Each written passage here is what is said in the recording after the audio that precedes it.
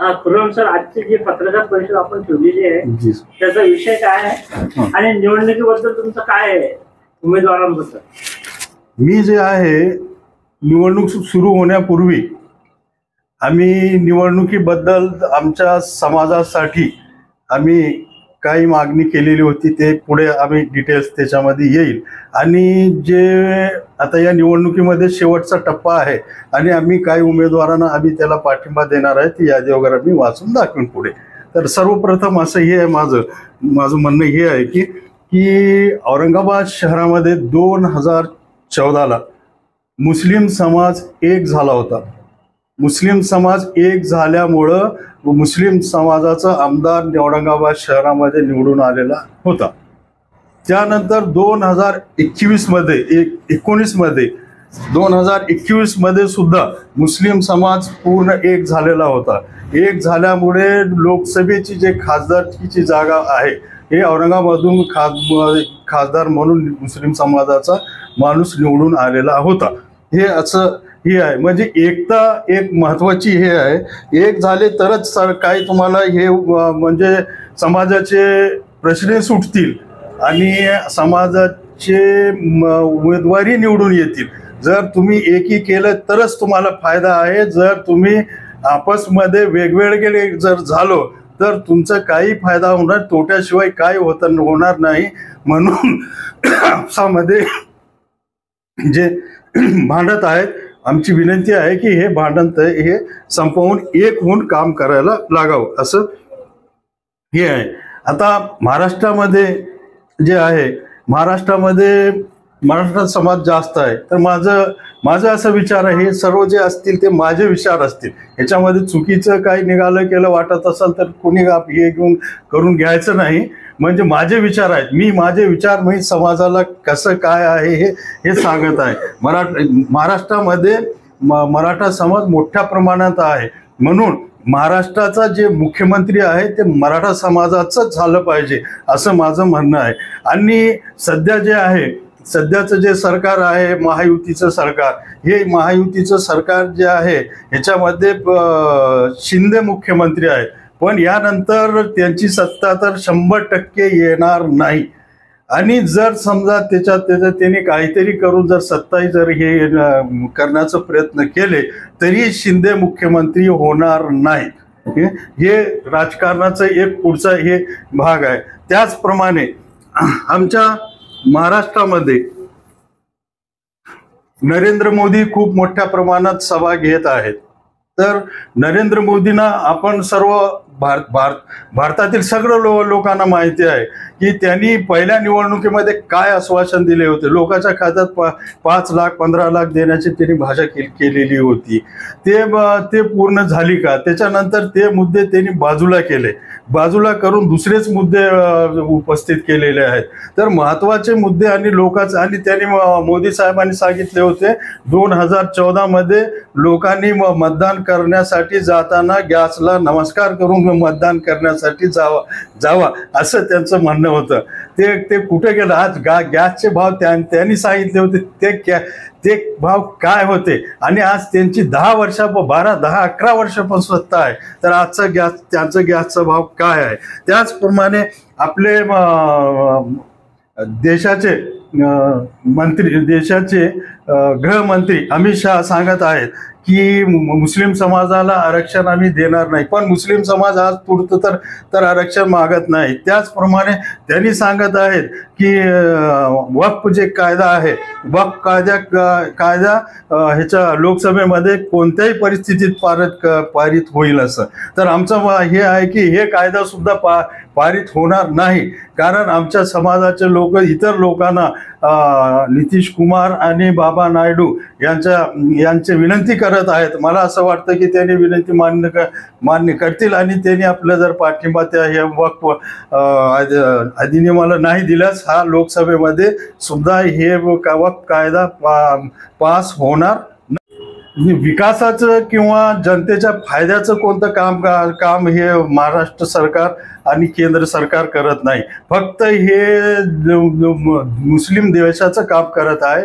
तर आम्हाला विनंती आहे, असा द्वेष न करता तुम्ही विकासाच्या देश विकास कसं होईल, सगळ्यांची एकता कसं होईल याच्यावर तुम्ही भर देण्यात यावे असं आहे. आणि दुसरं जे आहे, आमच्या महाराष्ट्रामध्ये मोदीचे विचार आणि अमित शहाचे विचार अजिबात यांचे विचारांना महाराष्ट्रातून हद्दपार करा.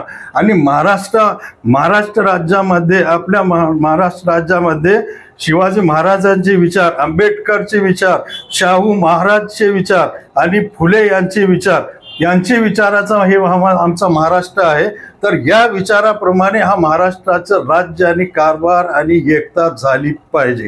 त्याचप्रमाणे आम्हाला जे आहे महाराष्ट्र राज्यामध्ये जे हे आहेत, हे महाराष्ट्र राज्यात सुद्धा आमचे राजकीय जे नेते आहेत, असदुद्दीन ओवैसी यांचे विचार आपण घेतले पाहिजे, अबू आझमीचे विचार घेतले पाहिजे, शरद पवारचे विचार घेतले पाहिजेत, उद्धव ठाकरेचे विचार घेतले पाहिजे आणि राहुल गांधी यांचे विचार घेतले पाहिजे. यांच्या विचाराप्रमाणे आपला महाराष्ट्र राज्याचे कारभार आणि काम झालं पाहिजे असं माझं म्हणणं आहे. त्याचप्रमाणे शेतकरी, आज जे शेतकरी आहे, आपले भारत देशाला अन्न पुरवणारा आणि सर्वात जास्त कष्ट करणारा शेतकरी आहे.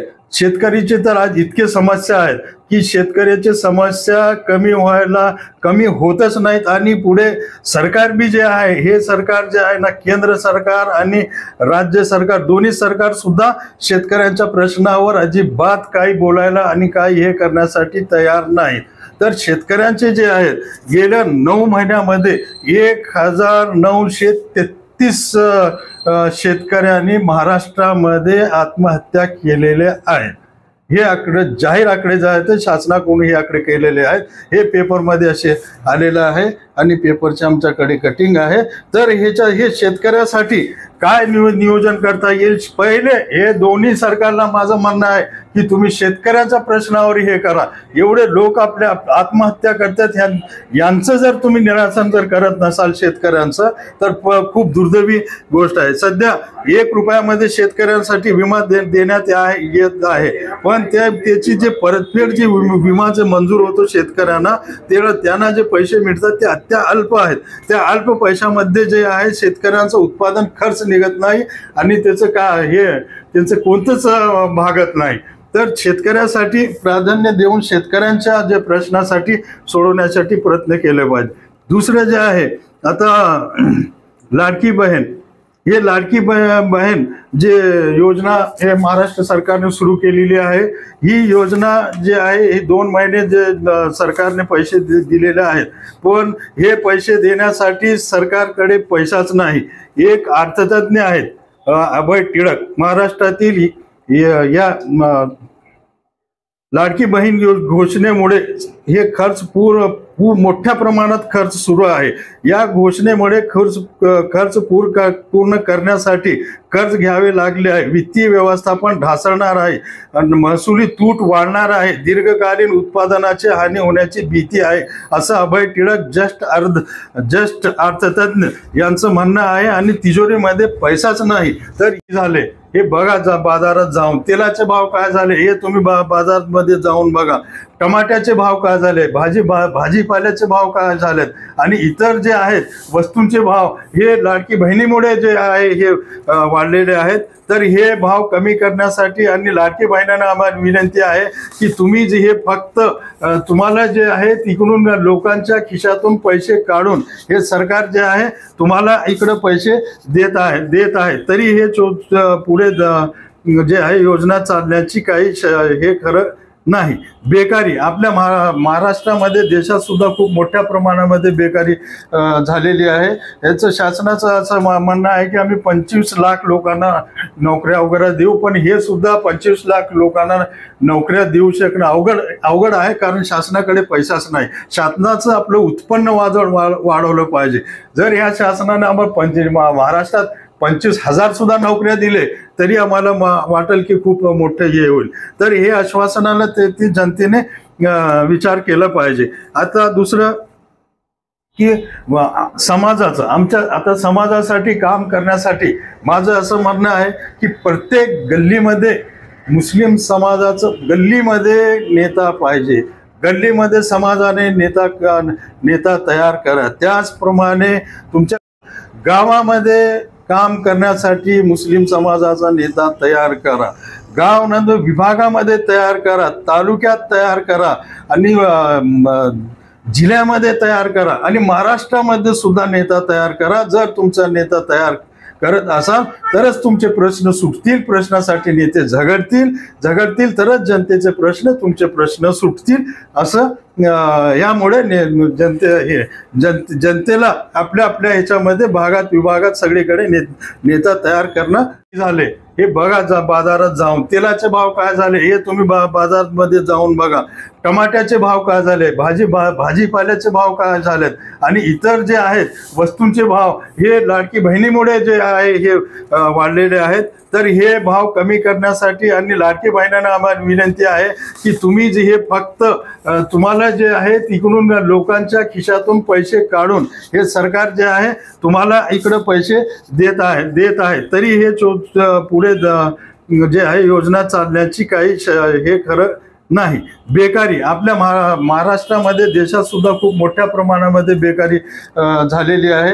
याचं शासनाचं असं म्हणणं आहे की आम्ही 25 लाख लोकांना नोकऱ्या वगैरे देऊ, पण हे सुद्धा 25 लाख लोकांना नोकऱ्या देऊ शकणं अवघड आहे, कारण शासनाकडे पैसाच नाही. शासनाचं आपलं उत्पन्न वाढवलं पाहिजे. जर ह्या शासनाने आम्हाला महाराष्ट्रात 25,000 सुद्धा नोकऱ्या दिले तरी आम्हाला वाटेल की खूप मोठं हे होईल. तर हे आश्वासनाला ती जनतेने विचार केला पाहिजे. आता दुसरं की समाजाचं आता समाजासाठी काम करण्यासाठी माझं असं म्हणणं आहे की प्रत्येक गल्लीमध्ये मुस्लिम समाजाचं गल्लीमध्ये नेता पाहिजे. गल्लीमध्ये समाजाने नेता तयार करा. त्याचप्रमाणे तुमच्या तुम्ही जे पाठिंबा जाहीर केलेला आहे जी सर, ते कोणत्या संस्थेतर्फे आहे, कोणत्या? आम्ही समाजासाठी लढतो आणि समाजासाठी हे महत्वाचं असं मला वाटत आहे, म्हणून मी असं हे करत आहे. आमची कोणती असे मी खूप संघटनात काम करत आहे, पण संघटनेचे विचार वेगळे असू शकतात, म्हणून काही हे होऊ नये म्हणून मी वैयक्तिक एक समाजाच्या फायद्यासाठी मी आवाहन करीत आहे.